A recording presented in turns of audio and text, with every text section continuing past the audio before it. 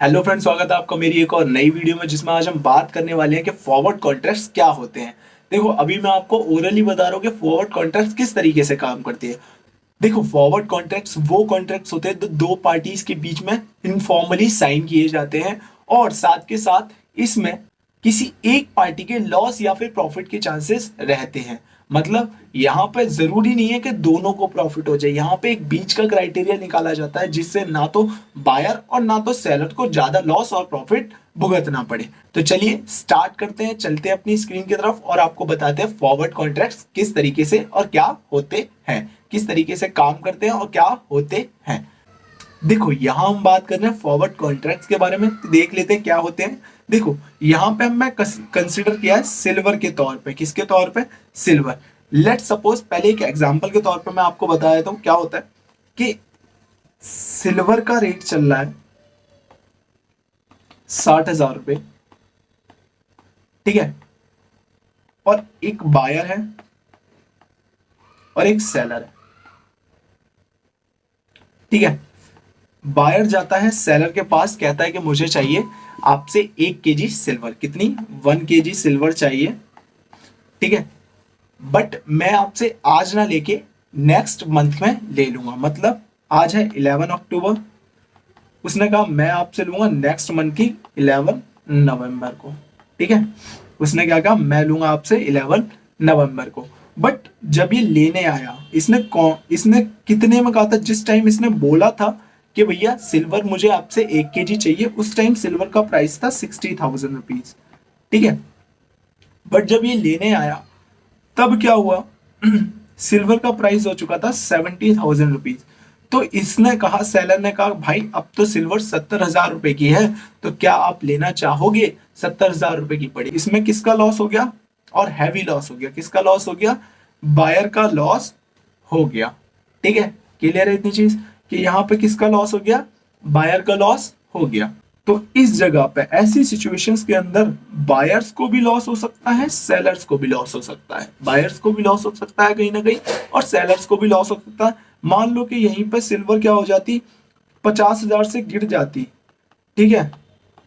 तो यहाँ पे बायर कहता, भाई अगर तुझे देनी है तो भाई मेरे को 50,000 रुपए के रेट के हिसाब से दे, अदरवाइज क्या कर, मैं तेरे से नहीं ले रहा। तो यहाँ पे किसको लॉस हो जाता? सेलर को लॉस हो जाता।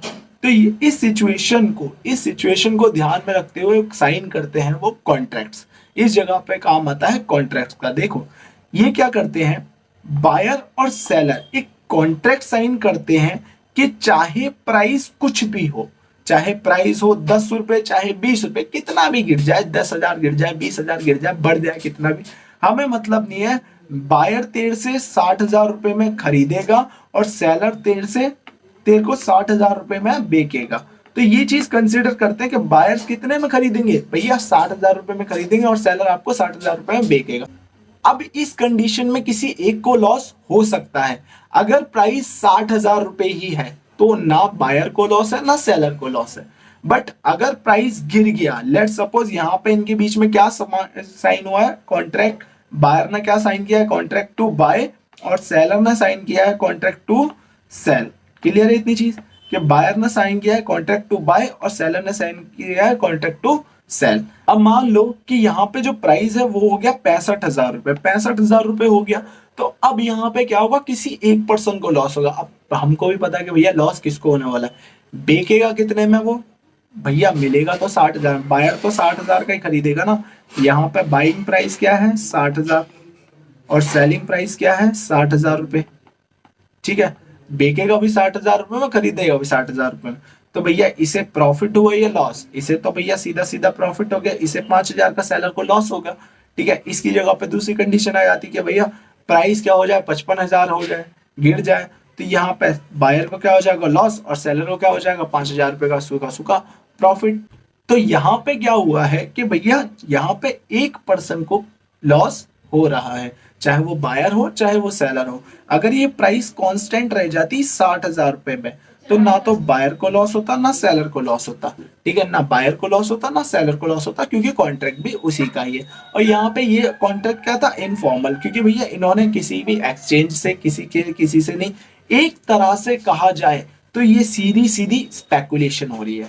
ये क्या हो रही है, सीधी सीधी स्पेकुलेशन हो रही है। मान के चलते हैं, एक एग्जांपल और ले लेते हैं, गोल्ड का ही एग्जांपल, कि भैया मैंने आपसे क्या लगाई, शर्त लगाई, रियल लाइफ का एग्जांपल हो जाएगा ये, कि भैया मैंने आपसे शर्त लगाई कि भैया गोल्ड के प्राइस चल रहे 50,000 रुपए, और ये आने वाले टाइम में मतलब अगले महीने में 5,000 रुपए से बढ़ जाएंगे। अब मैं आपसे शर्त लगा रहा हूँ कि भैया बढ़ेंगे बढ़ेंगे, अब यहीं पे आप कह रहे हो नहीं भाई घटेंगे 5,000 रुपए से।